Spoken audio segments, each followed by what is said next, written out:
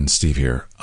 Some of you know that just over 3 weeks ago, my wife passed away unexpectedly. It was a long battle. She was in the hospital for 21 days with double pneumonia and a blood infection. The entire shutdown, she was up and down. And because this feed has gone dark for the last few weeks, I figured you all might want to know kind of what's going on. So I'll have an update at the end that talks a little bit more about kind of what's going on, next steps, and that kind of stuff. But my goal is in early July to get back to recording. I miss having these conversations. I do. Right now, though, my focus needs to be on my boys, on myself, and the celebration weekend that we're planning the last weekend of June in a couple weeks, and also laying the groundwork for a nonprofit that I'll talk about more at the end. So the following interview that you're going to hear was one that I recorded with Kim Munson. She is up in Denver, Crawford Broadcasting. So I don't know how many stations in Colorado and outside of Colorado she's heard, but this is probably one of the most concise, detailed accounts of the last 2 months, really. 2 months. So enjoy, and I'll have an update for you at the end. Thanks. Welcome to the podcast Sounding Off with Kim Munson. Be sure and check out my website. That is kimmunson.com, MONSON.com. Sign up for our weekly newsletter. You can email me at kim@kimmunson.com as well. And go over to Facebook and give us a like. I am thrilled to have on this podcast Steve Reiter. You have been a guest a couple of different times on the show with a story that has just totally touched people's hearts. The last time that you were on, I received a message from a listener that said, that is the most riveting radio I have ever heard in my life. Wow. And so let's go ahead and jump in on this. Steve, your story of you and your wife, Elizabeth, and what has happened. We were connected, and somebody said the story needs to be heard. So let's go ahead and jump into it, Steve Reiter. Yeah. So I'd been married for almost 19 years. My wife very early on exhibited some autoimmune symptoms, and basically it was a long journey of health for her. Lupus, rheumatoid arthritis, the RA was kind of in remission, but she struggled with lupus. When the day that she was officially diagnosed with lupus, we also found out we were pregnant with our first, Matthew. Same day, huh? Yes. And the doctor said because of her type of lupus that it was going to be a very difficult pregnancy. It was actually going to be a life-threatening pregnancy. And so he recommended an abortion. And both of us were like, no. We both have a deep faith. And so we both decided that, no, we're gonna take this and take it very seriously. And it was a really rough pregnancy.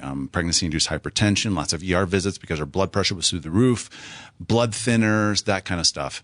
And bed rest, probably I'd say about half the pregnancy she was on bed rest. And traumatic emergency C-section, and she lost a lot of blood. The doctor actually said, Steve, it got really hairy in there. She lost a lot of blood. During the delivery? Yes. It was an emergency C-section, 9 weeks early. Matthew was 3 pounds, 10 ounces. And in fact, I was coaching high school football at the time, and my head coach's wife went with Elizabeth and I went with Matthew. And when Elizabeth woke up, the first thing she said was, I'm not supposed to be here. Oh. And it was years of counseling and processing what exactly was going on. And so deep in my spirit, I knew that that there was a chance that we weren't going to see 50 years together. Uh-huh. And so. How old is Matthew now? Matthew's 15. Okay. And he's a huge kid. He's bigger than me now. So in December, we spent a month in Australia. My brother lives in Australia. He's a pastor of a rural Western Australian town of Brookton. And so we spent almost a month out there, and He was as tall as me, and when we got back in January, we stood up back to back and put the level on to see where the bubble went, and the bubble started slanting his direction. And so in January, he officially passed me at 15 years old. And how tall is he? He's about 6'2" now. He's 6'2", and he was 3 pounds something when he was born. 3 pounds, 10 ounces. Isn't that amazing? Oh, my gosh. I loved the NICU staff there at Memorial Hospital in Colorado Springs, where he was born.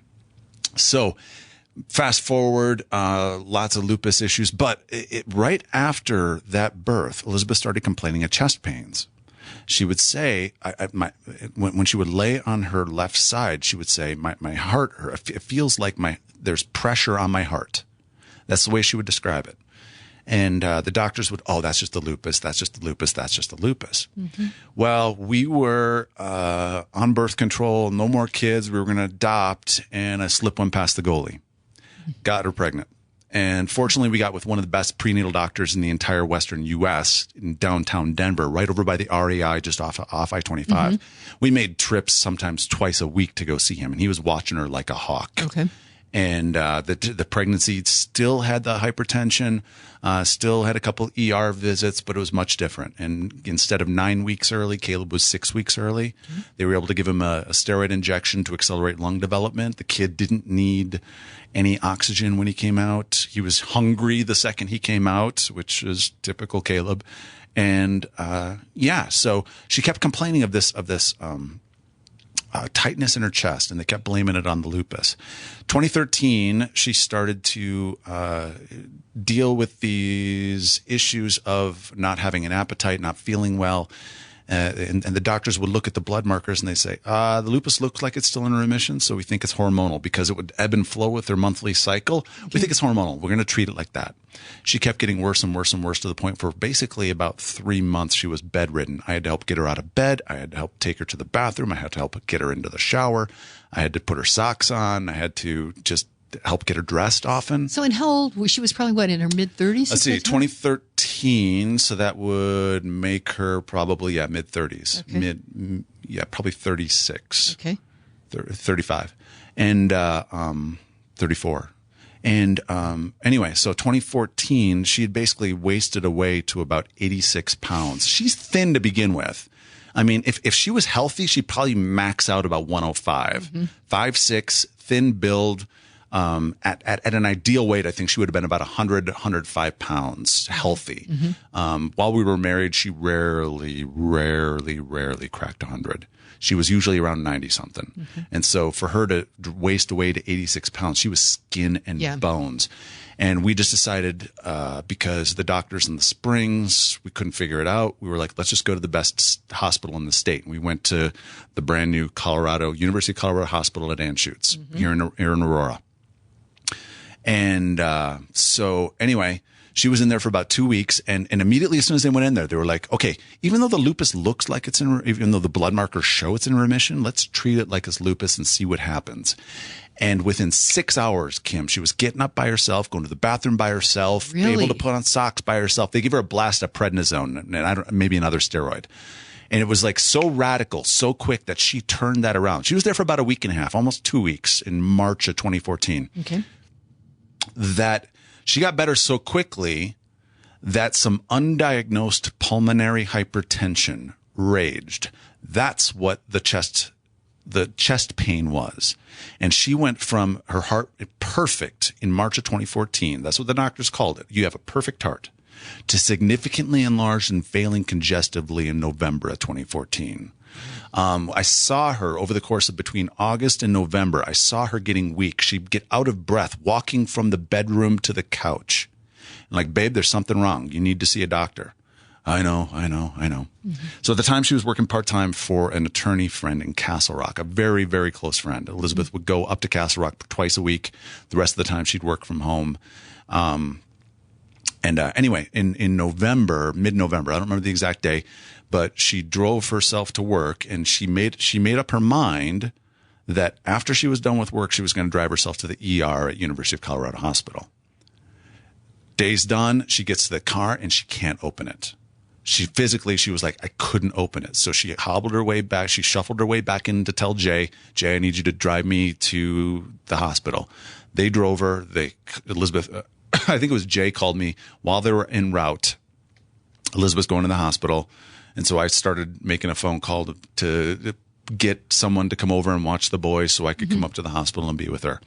When she went into the hospital, the doctors told me, like, in the next couple days, it was an end-of-life kind of situation. Her heart had enlarged significantly. The right side of her heart had enlarged because of the pulmonary hypertension.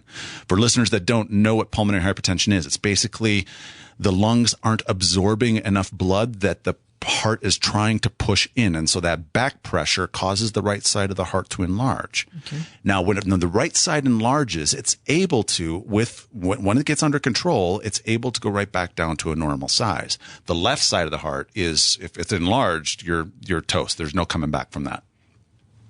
So the doctors told me it was an end-of-life kind of situation. And a couple days later, Dr. Badish, who's the head of pulmonary at CU, I love the guy. He's from what the nurses told us, he's world renowned in terms of pulmonary hypertension. Wow. And a world expert. And so he came to me, pulled me aside, and he said, "Steve, I don't want to be the bearer of bad news, but there's a very real possibility your wife won't be around to see your youngest graduate high school." Wow. I'm going to need that Kleenex box. Let me get that for you. Yeah. And thank you. And once I recovered from that shock, I posted it on LinkedIn and I posted it on Facebook. Once I recovered from that shock, I made the determination that whether I had a week left with my wife or I had 20 years or 30 years, I was going to make every day count as much as I possibly could. I was going to do whatever it took to love my wife and try and take care of her. With the pulmonary hypertension, the drug, she had lots of drugs that she was on. But the main drug to keep those pressures down is called Velitri. And you need to mix Velitri. It comes in a powdered vial and you need to take sterile water and mix it in there. And then you need to put it in this cartridge. And then the cartridge attaches to a pump, and that pump goes into a Hickman line into her chest. So I'm pointing for listeners that I'm pointing like basically on the opposite side of the heart. She had a hole right here that with that line that would go in, and there's a vein that comes in from your arm that's actually bigger than your jugular vein. And it would go into that vein and kind of come down a little bit, and then it would pump that medicine in there so that way it would open up those blood vessels in the lungs so that way the lungs would be able to absorb the amount of blood that the heart was pushing in. Fascinating. Yeah. And so anyway, Dr. Badish basically told me, he went on to tell me that there's two reasons why PH patients, pulmonary hypertension, PH patients don't live 10. He was essentially giving her 10 years because Caleb was 8 at the time. He said one is because eventually the meds decrease in effectiveness and you need to increase the dosage until there's no more benefit. You can keep increasing the dosage, but there's no net benefit. Okay. And eventually then the pulmonary hypertension just takes over and it's just a matter of just a slow death from that. And he said the other thing is because there's a Hickman line going in there, it poses a significant infection risk. Sure, that makes sense. Yeah. Dr. Bull, her pulmonary doctor, who's basically the number 2, he's kind of from what I'm told, he's being groomed to replace Dr. Badish. He's the most amazing guy in the world. I love Dr. Bull. I mean, he is just, when you think of a ideal doctor, Dr. Bull is it. I love the man. Dr. Bull basically, when Elizabeth went in this last time, he told me, he said, "Steve, PH patients on average are hospitalized once a year with an infection. In 5.5 years, this was her second infection." And he said, "Bro, I don't know what you're doing, but whatever you're doing, keep it up." Wow. And so, and I made sure, what the nurses taught me to do in order to change that bandage, I did to a T. I made sure sterilely. I put on the gloves exactly the way that they told me, and I made sure to handle everything exactly the way that they told me. And I made sure for the iodine and for the ChloraPrep and for all the other stuff, I made sure to do exactly the way that they told me. So that way, I was taking, and I would actually at the time I would pray over her when I would do it. I'd be like, God, thank you for no infections. I just bless this. I ask for just continued protection over my bride. Thank you for this time with her, yada, yada. So was this like once a day? No, it was usually about once a week. They recommended about once a week. So she always had this line in that had been implanted, and then once a week you would do this treatment. Yep, once a week I would remove the old bandage and then clean it, wash it off with an alcohol swab, then with ChloraPrep. We'd let the ChloraPrep dry, and then we'd have like this bandage prep pad that I would rub on there. She had a bio patch that I put over the hole, and then this little latex or little clear kind of bandage that I would just put over that to make sure that the bio patch would stay in place. And when she would shower, she was supposed to have an extra covering over that to make sure that no water got into there. It was a lot. And then I'd have to mix her medicine with that Velitri. I'd have to mix it, and I could mix up to 8 days at a time. So, during football season, on a Saturday or Sunday while watching a game, I could get an entire week done. Mm-hmm. And then there were times where, I'd forget, I wouldn't plan properly, and I'd be in bed, and Elizabeth would be like, babe, you got to get up. You got to make a medicine. I always told her, I said, if I ever get frustrated, and I would, if I ever get frustrated when you wake me up, it's not at you. It's not over the fact that I have to mix this medicine. It is not that. It's the fact that I didn't plan it out. I'm mad at myself. I get it. I'm mad at myself because that I didn't plan it out right. But, Steve, what happens, though, particularly what you're describing, you have children at home, your work, certainly what you're describing, it takes a big effort. And so there are days where you're just dead tired and you just don't do it. So I get it. It's like, I should have done that. So. Yeah. So fast forward, the whole COVID thing starts. Mid-March, I'm planning on being in Wisconsin. I grew up in Wisconsin, South Central Wisconsin, and just 30 miles straight north of Madison. One of my college roommates was a head boys basketball coach for Stratford High School. Stratford was undefeated 2 years in a row, the number one Division IV seed. And Kurt's oldest son, Chandler, was a senior. And when these kids were 8 years old, I remember Kurt calling me. He said, CB, and my nickname, they call me Cool Beans, and they call me CB for short. And their kids call me Uncle CB. He said, CB, this team, Chandler's team, they are going to be special. And I think I've got a chance to win state with these kids. 10 years. So for 10 years, Kurt and I are like, dude. Oh, it's so exciting. Last year they lost in sectionals.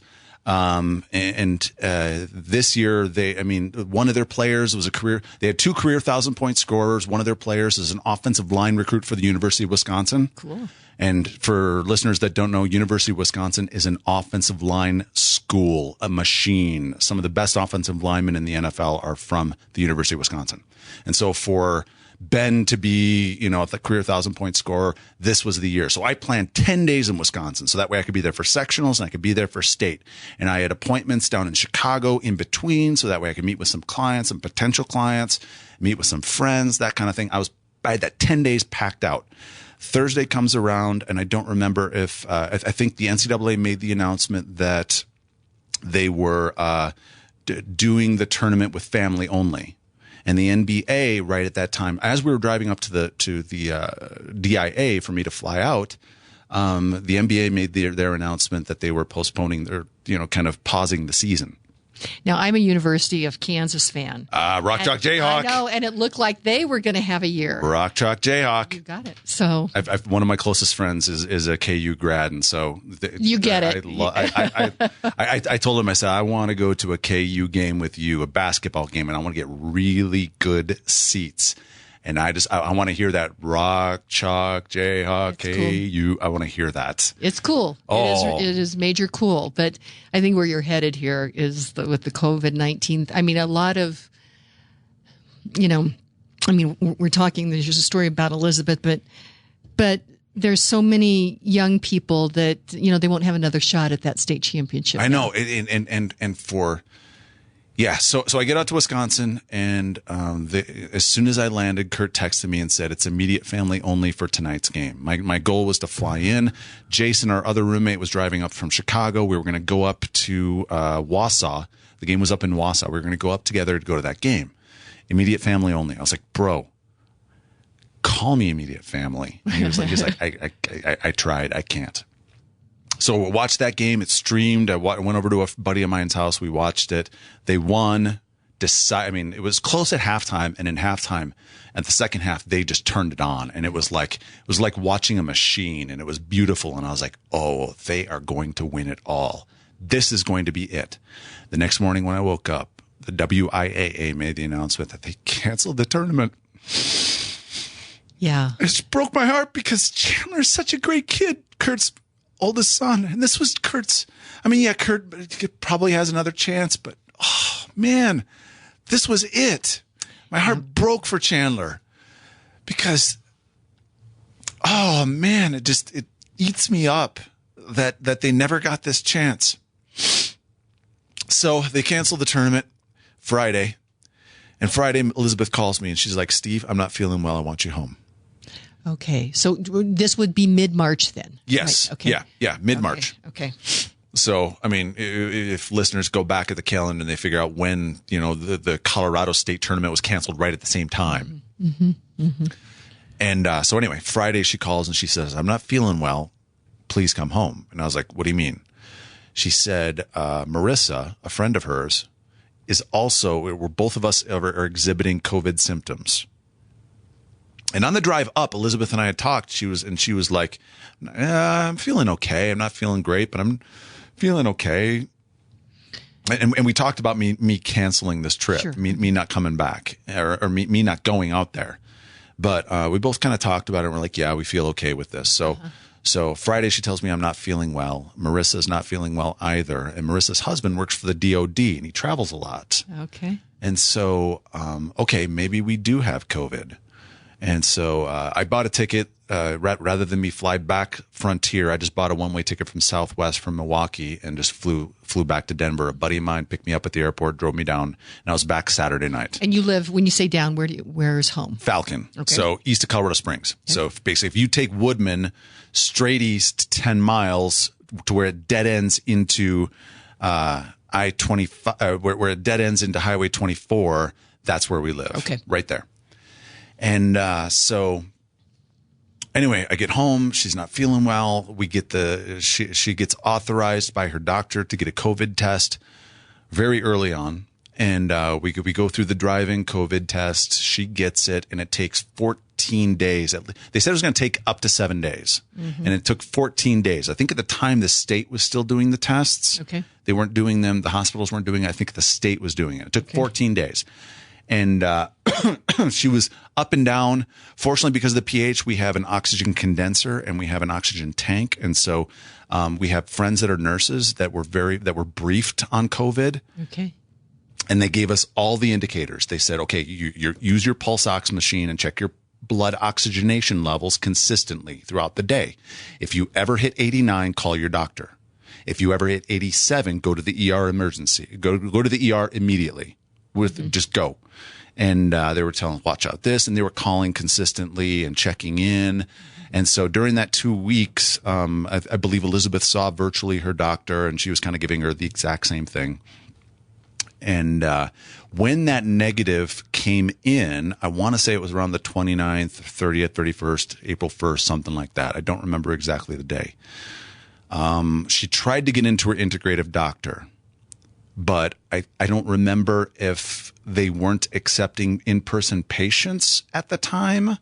So we went to the nurse practitioner there in Falcon that we used to go to that our insurance didn't cover anymore. And so we just paid out of pocket for a visit. She was like, okay, I think it's some kind of infection. Here's a Z-Pack. Here's a backup script. That way in case this doesn't go away. So over the course of the next 4.5, 5 weeks, she would call her integrative doctor and see her virtually. And eventually what happened on the 29th, she woke up at 4 a.m. Now, 29th of April. Okay. April. She woke up at about 4 a.m. throwing up. So I got up immediately, was helping out, and she was trying to get sips of Gatorade or Powerade, whatever we had, just trying to get little sips, and she'd throw it up. And over the course of an hour and a half, she couldn't keep a single sip down. And I'm like, babe, now's the time. Now, she probably would have, if visitors would have been allowed. She knew that if she would be hospitalized, she wouldn't have any visitors. And so she kind of pushed it. Because over the course of mid-March to late April, she would have some days where she would be up and around, and there were other days where she was down in bed, only getting up to go to the bathroom, maybe getting up to come sit with us and watch a movie or something. Mm-hmm. And I was telling the boys during that entire month and a half, they'd be on their devices playing with their friends, whatever. I said, dude, you're on your device. Go be on your device next to your mother. Because there was something in my spirit, that knew this one could be it. So I consistently was like, guys, get your butt in there. Get your butt in there. If you're on your device, be next to your mother. Be next to your mother. So we call the ambulance. They come pick her up. And okay, so she had been pushing it, and we got to think back. America's, we don't know what we have. Things are shutting down. Exactly. Yeah. So for the listeners to go back in time, remember mid-March, China wasn't saying anything to us. We didn't know the scope of what was really going on. The only thing that we were seeing were rumors of what was going on in Iran. Rumors of what and what we were seeing going on in Italy. Which Italy was melting down. It's terrifying. Yes. And it was like, oh my God, if this thing hits the US, this could overwhelm our system. And so in mid-March, I think they made the right call in order to restrict travel and shut things down. Figure out what's going on. Exactly.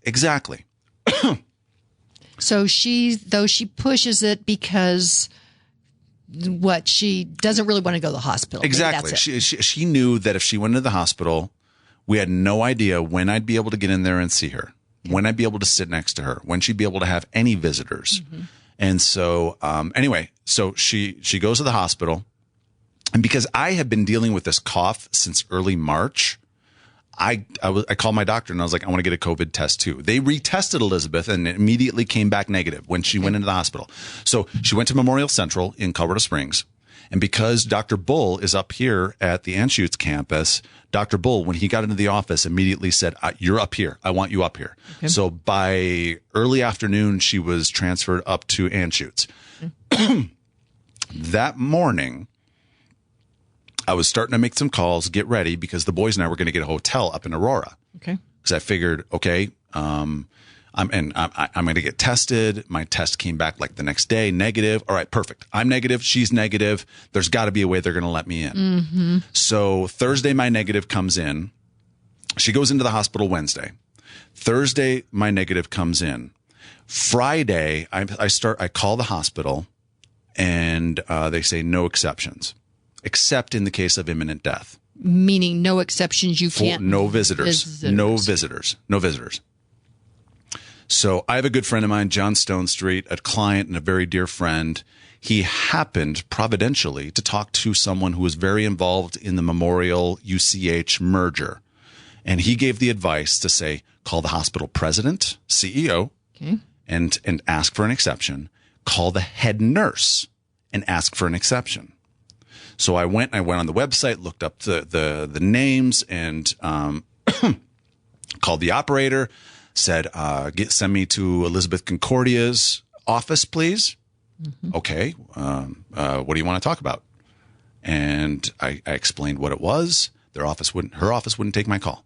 I called Christopher Gessner, who is the CEO of the University of Colorado Hospital. His office wouldn't take my call. I called the head nurse. Her office wouldn't take my call. And I called back and I said, who will talk to me? And the operator said, well, there's only really two places you can call. One, you can call that nurse, the head nurse on her floor, and you can talk to a patient advocate. So I left a voicemail with the patient advocate and talked to the nurse. And I said, can I get an exception? I'm COVID negative. She's COVID negative. I have personal protective equipment. Your nurses have taught me how to be sanitary, how to be sterile in changing her bandage. I understand the processes and procedures more than just about anyone on the street that doesn't have a medical degree or medically trained or is EMT, that kind of stuff.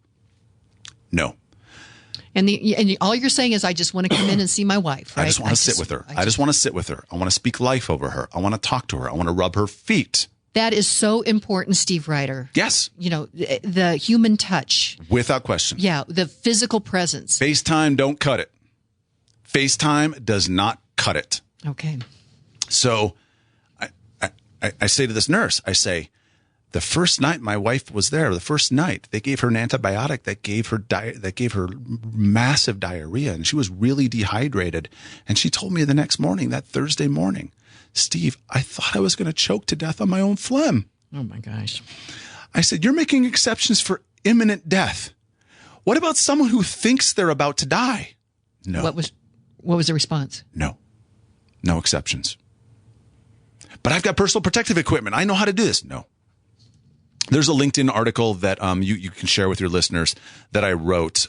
Basically, after I got those no's, John Stonestreet advised me. He said, Steve, write a piece that I'll pitch as an op-ed. Mm-hmm. I'll use my connections. We'll try and get it pitched as an op-ed. It was a Friday once, and he edited it for me. I wrote it. He made some adjustments, some tweaks, really helped to kind of make it more powerful, more punchy in spots. It was the end of the day, Friday. I knew it was, I wasn't going to wait until Monday to try and start to get that. I wanted to get in to see my wife. Mm-hmm. And so I posted it on LinkedIn, and I tagged Elizabeth Concordia, who's the CEO of UC Health and the entire UC Health system. And I basically said, people need human touch. And I said, my wife is an unintended consequence of this shutdown. And I basically said, they need to let people in with restrictions. Mm-hmm. Screen them, make sure they have personal protective equipment, health screen them when they come in. Let's think about this creatively. Let's try to find a solution. And here's the thing. Here's what I've told you and what I've told every interview that I said. I understand when you are overworked and overstressed, you can't think creatively. All you are doing is you are thinking about what's in front of you and how do you get through that day. Uh-huh. Believe me, I've been in that place in my career where I was overworked, overstressed, couldn't think creatively, and it burned me out. Mm-hmm. It took me years to recover from that physical burnout. Mm-hmm. So I get it. But I said in there, all I want is a dialogue between the decision makers and the families. So that way we can see what's going on with them and they can hear our pain. And maybe, just maybe, we can come up with some creative solutions to figure out ways that we can get some in-person touch. Now, my birthday was May 4th. I believe it was a Monday. Centura Health down in Colorado Springs started allowing one visitor per patient per day screened. And so I was like, all right, cool. So 29th, she went in. My birthday, May 4th, Centura starts letting in. So I call the hospital again.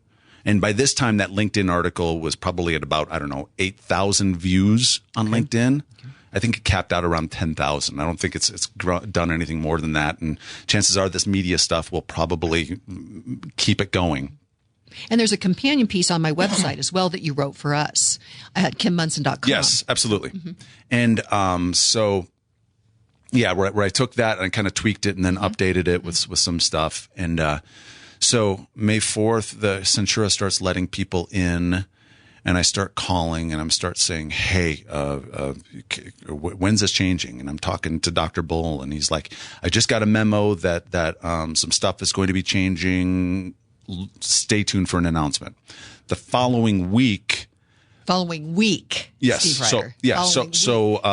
The Monday after my birthday, which was the day after Mother's Day, UCH made an announcement that said one visitor per patient per day, all hospitals across the state, except UCH Anschutz in Aurora, where my wife was, and one other hospital. I think it was Fort Collins, probably. And then the reasoning was because they had more COVID patients than any other hospital. Okay. So, let's see. So the day before Mother's Day. I guess if they have COVID patients, then it shouldn't matter if you have somebody coming in. My ultimate question for UCH is, I have a good friend of mine whose brother is the head of the quarantine ward at Mayo Clinic. Uh-huh. And he said the entire hospital is going about business as usual. They scaled things back just to make sure, but they quickly just went back up to full speed. And this quarantine clinic is completely separated from everywhere else. And he goes home with his family. And so so Joe was like, dude, I don't understand why UCH doesn't have a quarantine area, a quarantine building for something like this. Mm-hmm. Did they not read the tea leaves when we were hearing what SARS was, or swine flu, or Ebola? Mm-hmm. Why the hell weren't they planning this? Mm-hmm. It's clear that they weren't. Mm-hmm. So getting back to the story, the Friday before Mother's Day, my mom flew in from Wisconsin to help out with the boys, to help out. And so we drove up early, picked up Euros at a Euro place off of Iliff and 225, just up the road from here, and drove to the parking lot at UC Health at the Anschutz campus and sat there and FaceTimed with Elizabeth while we ate our dinner, and she ate her dinner. And she just knew you were right out there. We were right out there. And eventually her nurses came in, helped get her out of the bed, walk up to the window, and flashed her lights. That way we could pick out her window. And we saw these two fuzzy images from that window. Drove, and at the end of the call, she got really emotional because we were so close. We couldn't get in there. That night, 2 a.m., I get a call from UCH, from the doctor or nurse, I don't remember who, saying your wife has bleeding in one of her lungs. We're moving her to ICU. It's not serious. You don't need to drive up yet. It's serious, but it's not critical. You don't need to drive up yet. Okay. 5 o'clock, they give me another call. We're taking her in for scans. We've gotten it slowed down. We've given her 4 units of blood. In total, she got 5. Yeah, she was moved to ICU on that Saturday, the day before Mother's Day. Okay, let's see. So that would have been, let's get to that date then. That would have been probably, was Mother's Day? A paper planner. That is impressive. We try to keep that. I'm a paper person, Steve. Hey, well, you know, there is something about physically writing something that does something different for your brain than typing it. Yeah. It really does, which is why I have an iPad here next to me with the Apple Pencil so that way I can write it down. Okay. So this was Sunday. Mother's Day was Sunday, May 10th. Okay. So this would have been, you said the next day, May 11th, right? Yeah, no. So, so she went into the ICU on Saturday morning. So the 9th. On the 9th. Okay. Yeah. So on the 9th, she went into ICU. Now, was it Mother's Day that you got the Euros in? No, it was Friday. The Friday. So Friday before Mother's Day, Euros were waving. Got it. That night/morning, she goes into ICU. Okay. Got it. Saturday, twice during this time. When she first went into the hospital and when she went into ICU, I'd never seen her that week. Ever. It was just FaceTime and phone calls, huh? And the human touch, you know, granted, nurses are there, nurses, doctors, but it's not the same. No, and she would tell me these stories of these nurses that would sit and talk with her and talk at a level. And she was like, babe, as hard as this is, God's doing some stuff here. She's like, I don't know what, but she was like, God's really doing some stuff. And me, the fighter that I am, I'm like, that's cool, but I'm still fighting. So maybe God could do those things while I'm there too. Exactly. Yeah, Exactly. So Saturday morning, I call and I beg again. I beg, please, just let me in. Let me in. I've never seen her this week.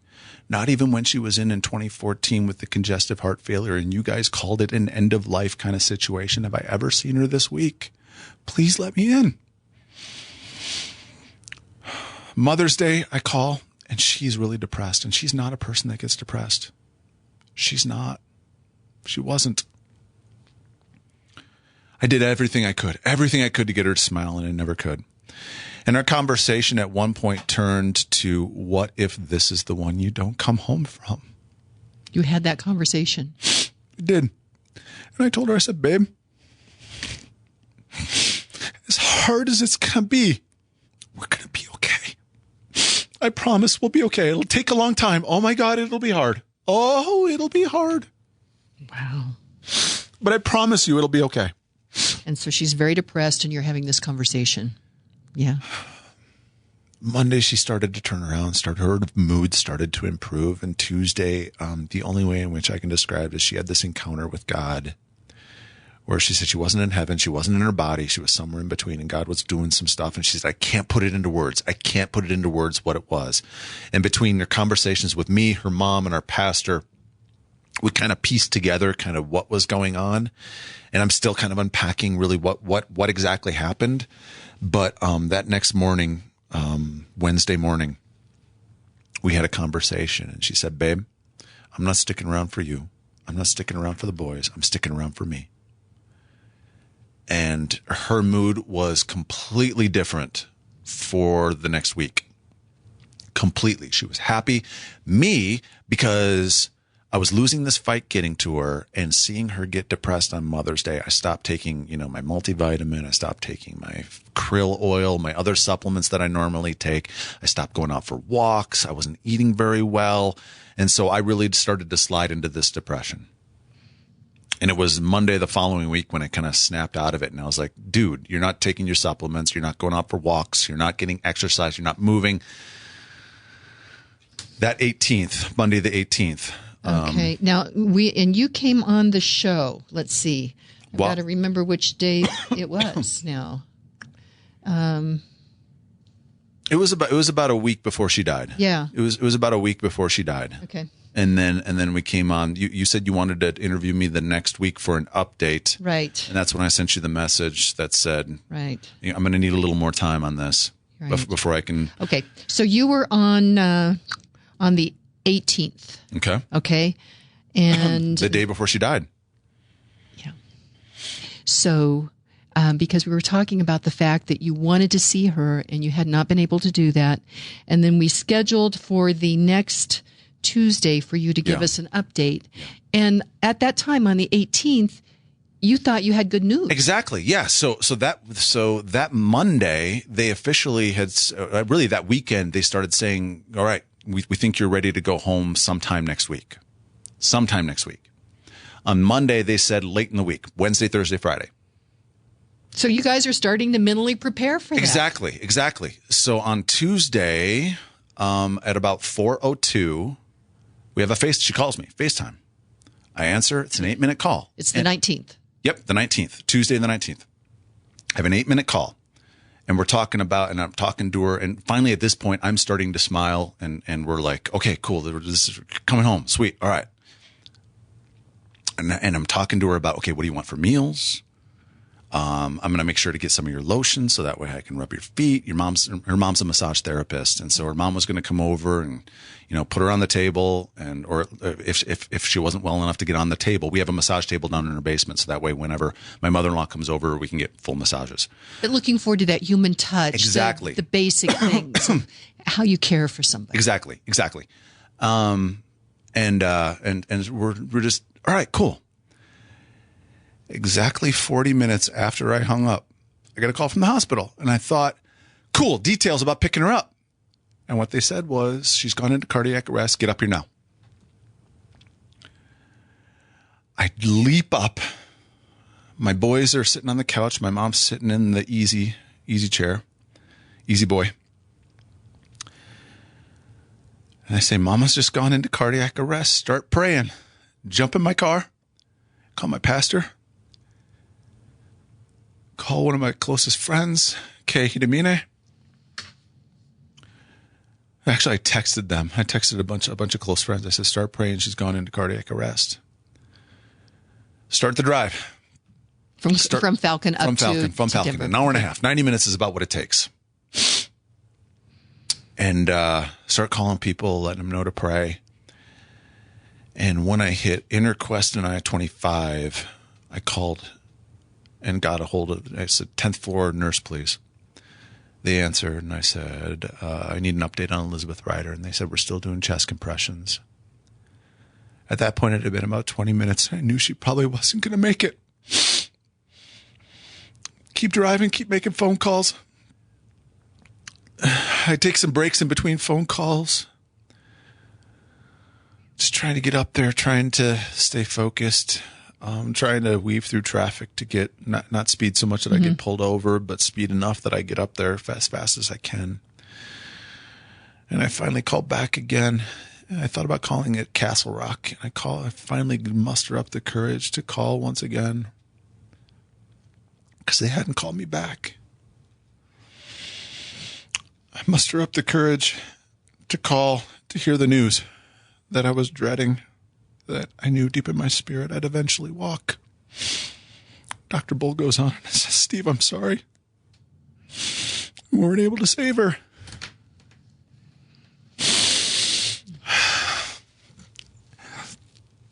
At that point, I just went into autopilot and started making phone calls, called her dad, called her mom had already called and knew.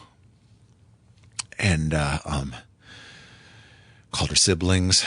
Oh my gosh, that was hard. Oh my gosh. Calling her sister Alicia. Her sister Alicia was born. So her parents split when she was 10. She moved out with mom, split, and would go back in summers to spend with her dad in Southern California. Dad remarries, has a daughter, Alicia, and Elizabeth's 15 years old, I think, at the time. And she moved out to Southern California to be she didn't want to be replaced as a daughter. And 2, she wanted to be there for her baby sister. She wanted to raise her. And Alicia is very similar in personality to Elizabeth. So the two of them are like just close. They're like super close. And just hearing Alicia go, no. Yeah. Yeah. So I get to the hospital, and on the way I called a buddy of mine, John Ramstead. John was a very successful financial advisor, and I met him at a family talk donor at a donor event for a nonprofit that I worked for. And he was thrown from his horse into a steel fence, nearly killed. I was the first one to get to him. It was one of the most horrific things I've ever seen. And we just became friends through his journey, his health journey and recovery. Because of the brain injury, the traumatic brain injury, he was no longer able to be a financial advisor. So he became an executive coach. We both started a podcast called Eternal Leadership in 2014, right at the time Elizabeth went into the hospital with a congestive heart failure. And John's one of my closest friends. And I called him up and I was like, bro, I need you at the hospital. He lives over in Highlands Ranch. And so he drove to the hospital. I was there for probably, I'd say, about 10 minutes before he got there, and I was making some phone calls out there. And this has to be surreal. It just has to be surreal. It was. I remember waiting for John in between a couple phone calls, and I just remember looking up at this blue sky, much like we have right now, and just noticing the blueness. Just kind of focusing on that for a while, just to kind of just catch my breath and just try and be in the moment. John gets there and we try and figure out which entrance to go through. We eventually work our way over to the ER. And I tell them, I finally wait in line. I get in line. I'm not wearing a mask, by the way. I never thought about bringing a mask. I figured they'd just offer me one when I got there. So I get there, I tell them my wife just passed away up on the 10th floor. I need to get up there. Okay, we'll call someone and they'll escort you up.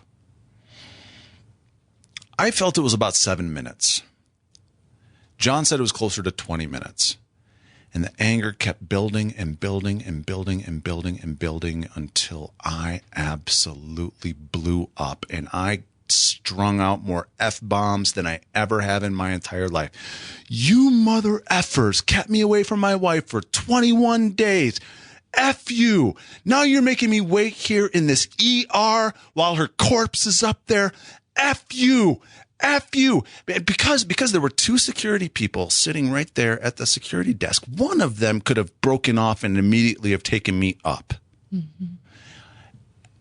What was the response? Was there any compassion in that at all? I mean, they took it. They didn't get aggressive with me. Fortunately, they took it.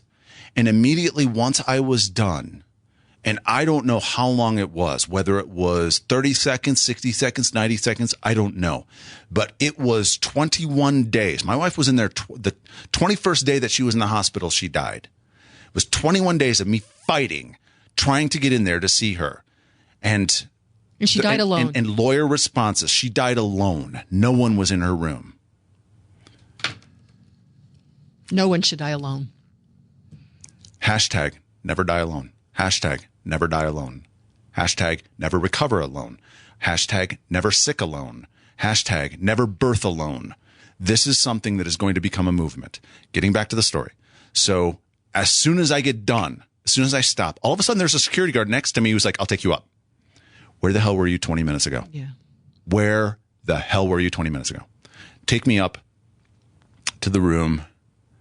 John's got his hand on my back. I sit down in a chair next to her and I just stroke her head and the sobs came from the deepest part of my soul. And all I could say is, Mama. Oh, Mama. That's what we called her. That's what boys called her, Mama. Oh, Mama. Mama. 5, 10 minutes. I don't know how long went by. Finally, once it started to subside, Dr. Bull walked in. He kind of explained. He was like, I was on my rounds. She was in her chair and she was kind of hunched over on her knees, struggling to breathe. We immediately started CPR. That's when we called you. And I was like, why didn't the alarms go off?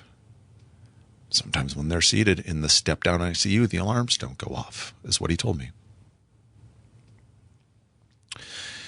He went on to explain, he thought it could be a blood clot because of the lupus and the pH. She was on blood thinners, and because of the bleeding in the lung, they obviously had to counteract that.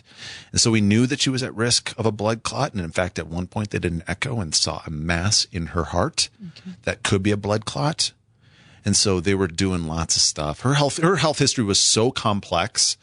Dr. Jeffrey Gladden, he is an interventional cardiologist turned functional medicine doctor in the Dallas area. To work with him is about $40,000 to $60,000 a year. Kay Hidamine, one of my very, very, very close friend of mine, and Steve Reiter, another very close friend of mine, wanted to do a GoFundMe for Elizabeth so we could go see Dr. Jeffrey Gladden. Okay. Dr. Gladden advised us. He looked over all of her health history in February, and in March he came back to us, and he basically said, your doctors are doing everything that I would do. Okay. There's nothing new and cutting edge. He's an investor in a stem cell clinic in the Dallas area. I'm big into biohacking. And for the last, I'd say 4 or 5 years, I'd listened to biohacker podcasts, cutting edge health stuff. Okay. Cutting edge health stuff that's really going to help increase our lifespan. Okay. So our generation is going to be healthier longer than any generation in the last 2,000 years. So Dr. Gladden says, unfortunately, we don't have stem cells down to a science enough that we're able to target the lungs. He said, we may be doing a pulmonary hypertension study, and if that's the case, then we will engage with you and get you into that study. Okay. And so anyway, so your point is, she's in really good hands, right? Yes, exactly. And so Dr. Bull said, I think it might have been a blood clot that we didn't catch in one of the scans. So can we do an autopsy? Do you want to do an autopsy? It'll be covered by the hospital or covered by insurance or covered by whoever. You won't have to pay. And I was like, absolutely. I want to know why my wife died. He said, if you do this, by the way, before you actually sign the paperwork, it's going to delay the official death certificate, and that could delay life insurance and closing accounts and that kind of stuff. And so if you're willing to trade that waiting period to know, I advise you to do the autopsy. And I said, absolutely, let's do it. Chaplain comes in. I'm with her probably another 10, 15 minutes. I don't know what it was. Fortunately, I got there while she still had color in her face. And when I left, that's when the color really started to leave. Chaplain comes in and says, I'll escort you down. Take your time. John and the chaplain are out in the hallway talking. Take her down to where?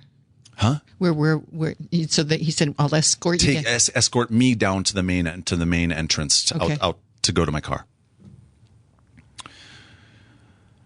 So I get her stuff. She had like 3 bags of stuff, some blankets, the clothes that she was wearing when she got there, her glasses, that kind of stuff, her phone, her charger, 3 hospital bags. So I picked them up. I grabbed them. I kissed her on the forehead one last time. Chaplain takes us down to the west elevators, and if anyone has ever been to the Anschutz campus, you have the ER on the far west side, you've got the inpatient pavilion, then you've got the offices, and you've got the outpatient pavilion kind of moving east. So he takes us down the west elevator, and we're walking past the cafeteria, past the gift shops, out to the main entrance. And it didn't hit me, really. I thought about it that night, but it didn't really hit me, Kim, until the next day because of, obviously, the shock of it. Sure. You know, I just said goodbye to my wife. Sure. My bride. The love You think of my you're life. bringing her home, and then she passes on. All of a sudden, within the course of an hour, hour and a half, we're planning on coming home, and she's gone. So we're going down the elevator. We come out the elevator, and I notice that nurse right there is not wearing a mask.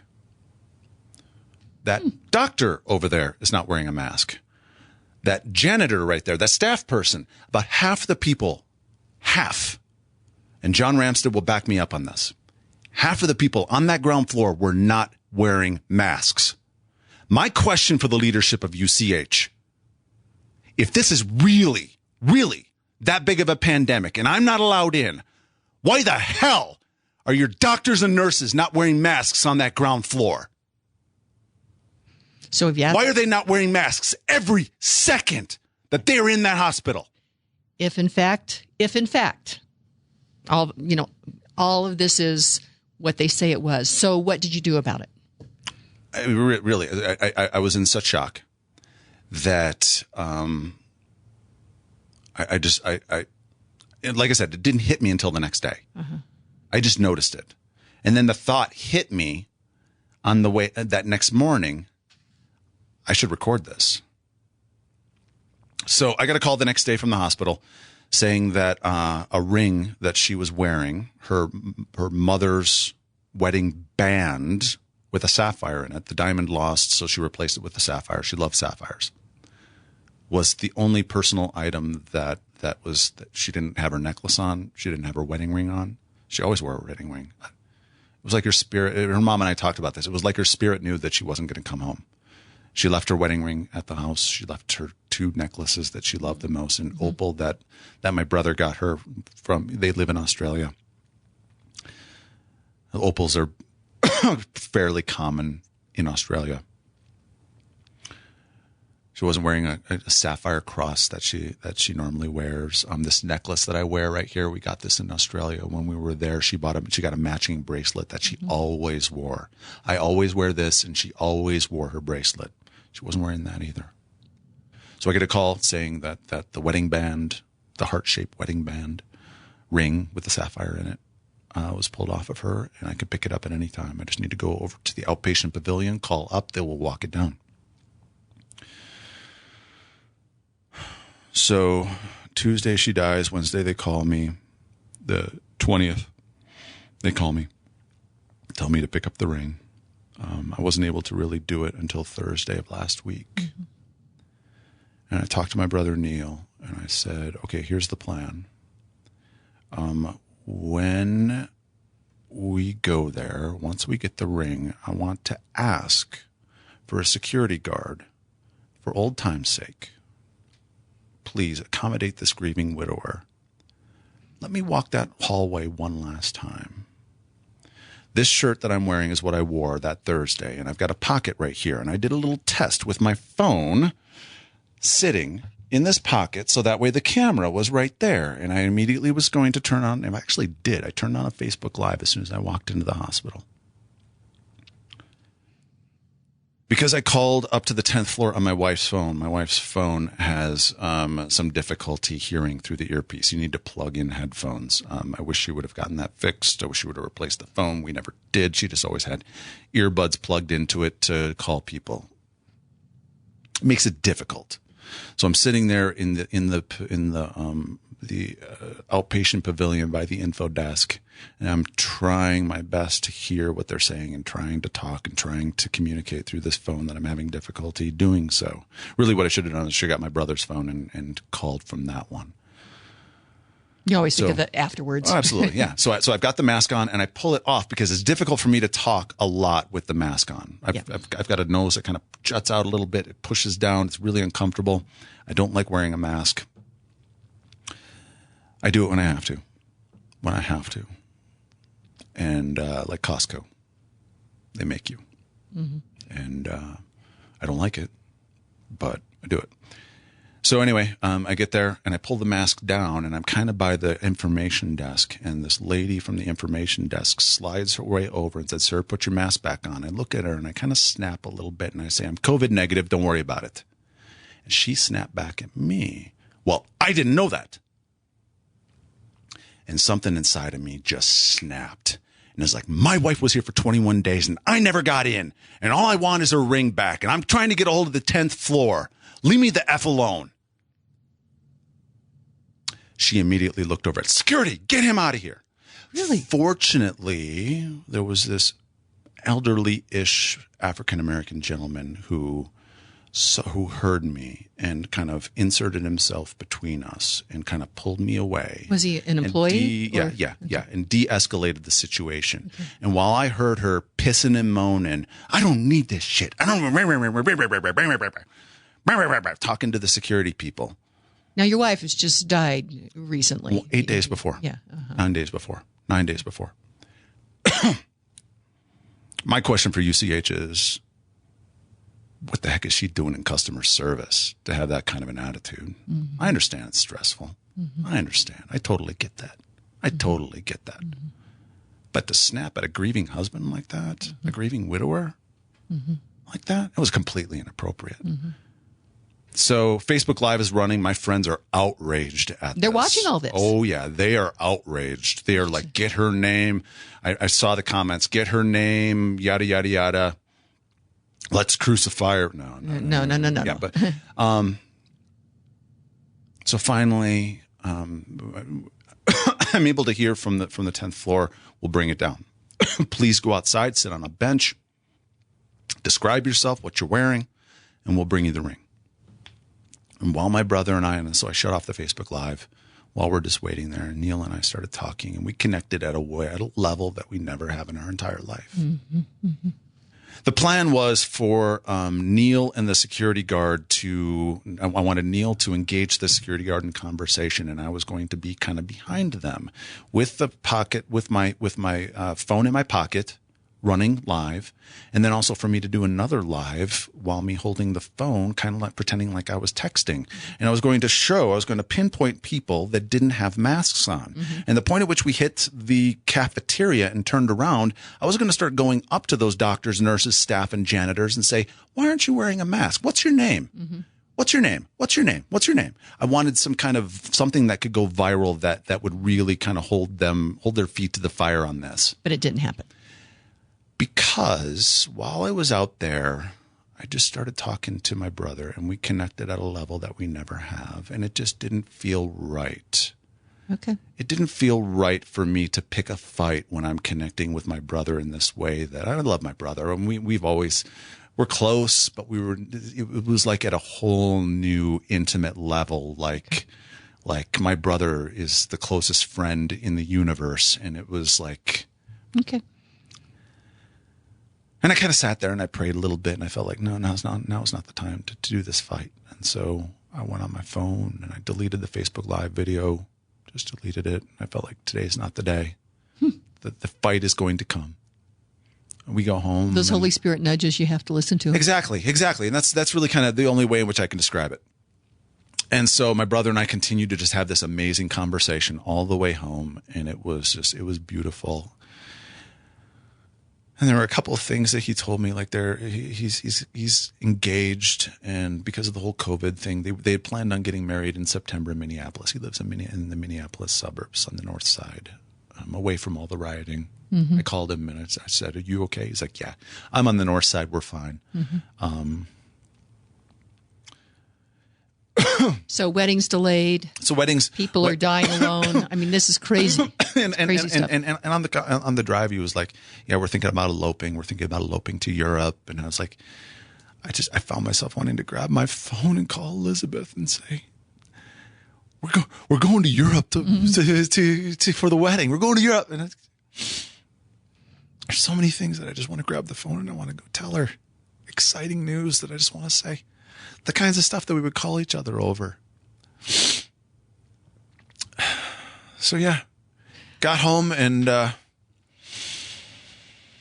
talked to my boys. The night that I told my boys, so when I got home from the hospital that night, that day that she died, I got home about 8:00, and I made sure that I told everyone. I said, "You keep them away from social media. That way, in case." I said, "No one post on social media, but in case someone does," and a couple relatives did, I said, "Just let them play video games so that way they're away from social media." Mm-hmm. So that way I'm the one that tells them. When I got in the house, I sat down and I said, "I'm sorry, guys. They weren't able to save Mama. She's gone." They were like, "What?" Nobody's expecting it. Mama's gone.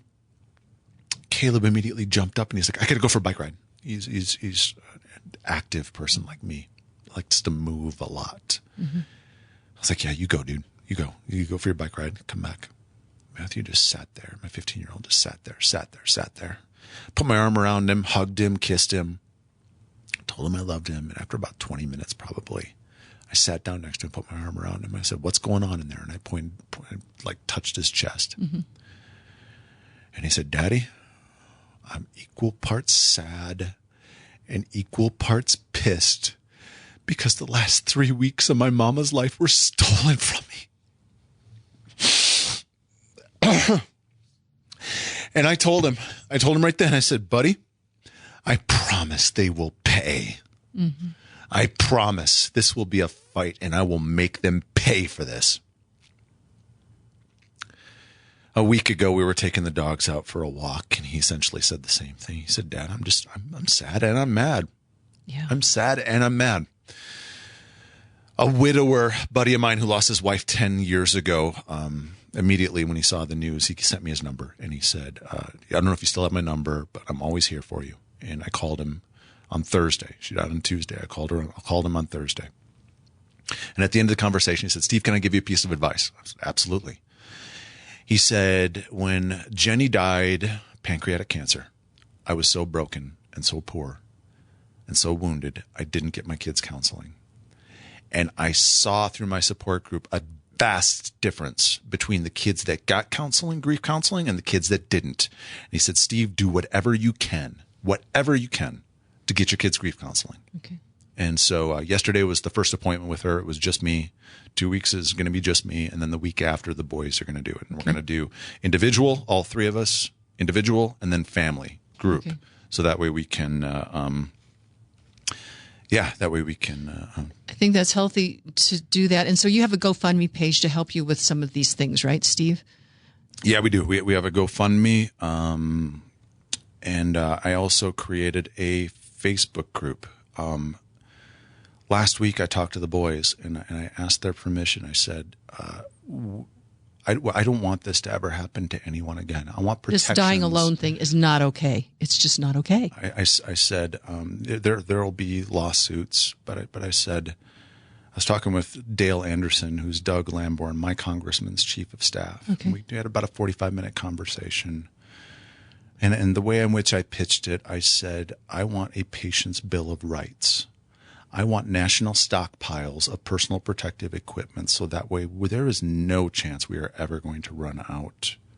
And I want that personal protective equipment paid for by the insurance company because human touch is important. It is really important. There's a study, and I'll have to look through my Facebook page and send you the link, or you and your producer can go look it up. But loneliness equals smoking 18 cigarettes a day. We saw that.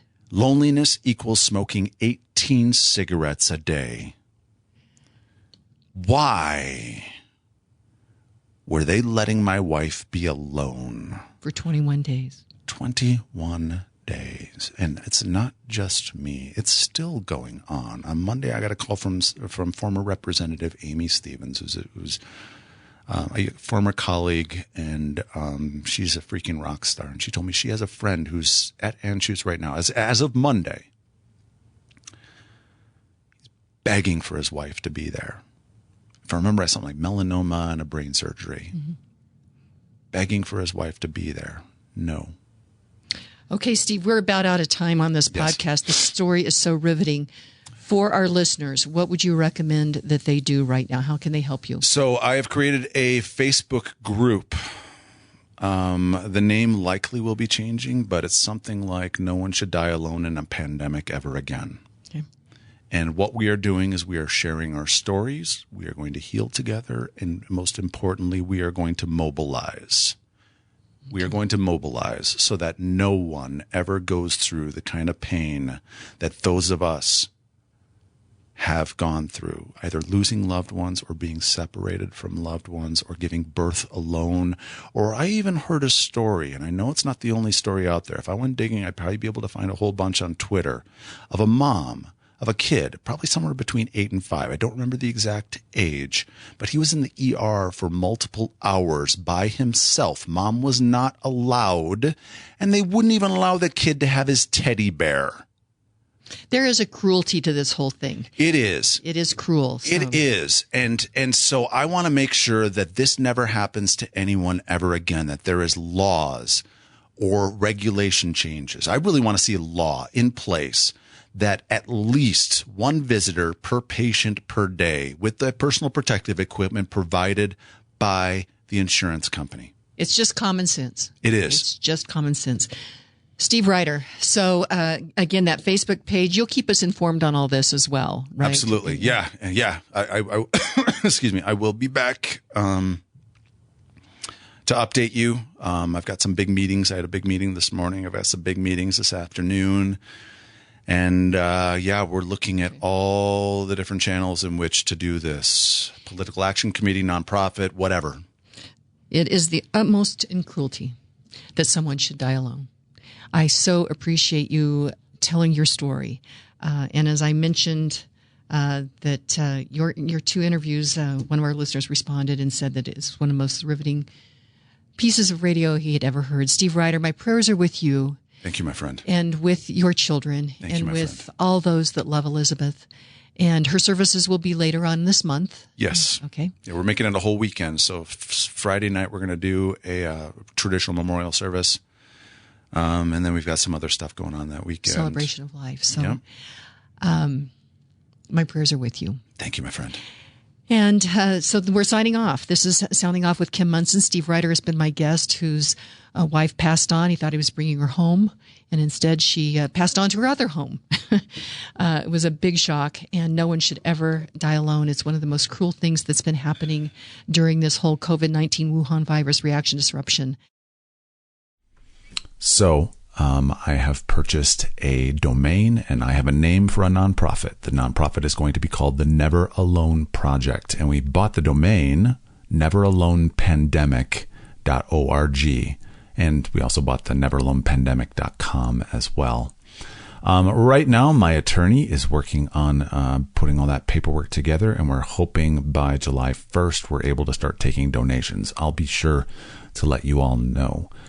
This is the goal of this nonprofit really is to, one, for all of us all of us that went through something, to share our stories, to heal together, and most importantly for us to mobilize so that way this never happens to anyone ever again. I believe I said it in the interview. I even want those decision makers who didn't afford me or my boys the ability to see my wife and their mother. I even want them to be protected. So, if I get any, if you want to hear any other updates, I can definitely share those in this feed. But for now, I'm going to be signing off, and expect me to come back probably, I'd say, early mid-July. So, thanks a lot. Do good. Be awesome, my friends.